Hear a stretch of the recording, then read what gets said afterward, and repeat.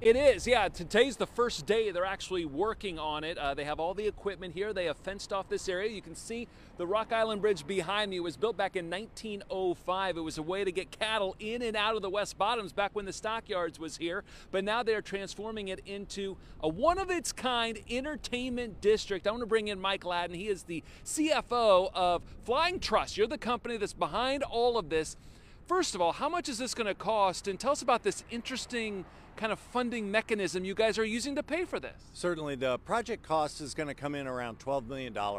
We don't like to think of it as building as so much we're remodeling. The funding model is very unusual. In these creative reclamation projects, it's a heavy lift capital-wise. So it's called a P4. It's a public-private philanthropic partnership.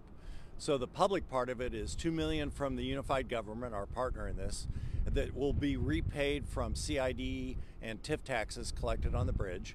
There's equity investors that are involved that will get a return on their money. And finally, philanthropy is involved because 65% of the space on the bridge is dedicated to public open access space. It's a steel park on a bridge with very robust kiosks. It's fascinating, and we're looking at this great video you guys have, kind of renderings of what this bridge is going to look like. You guys are going to have bars, coffee shops, retail space, and event space, and like you said, paths where people can walk across the river. They can bike across the Kansas River.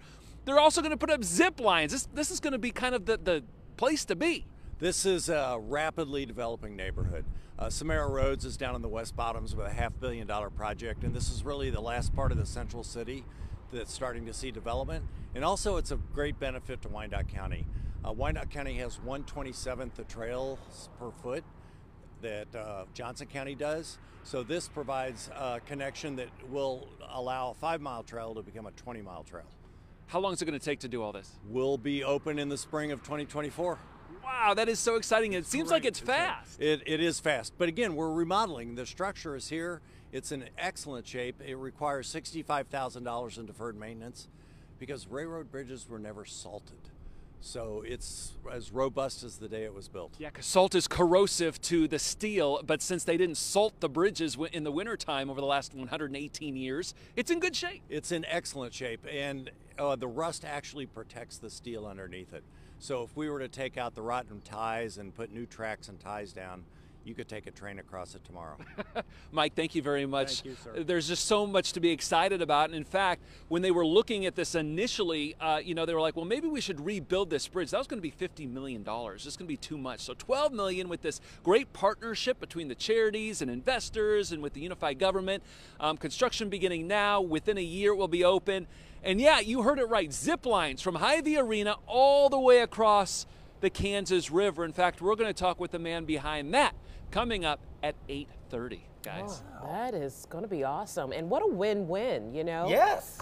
A lot more economic in price to do something like this and bring some. Oh, the West Bottoms is getting ready to explode, guys. They're building apartments down the street. I mean, this is going to be the new kind of power and light in a sense. Wow. Very Cool. All right. Awesome. Matt Stewart live. Thanks.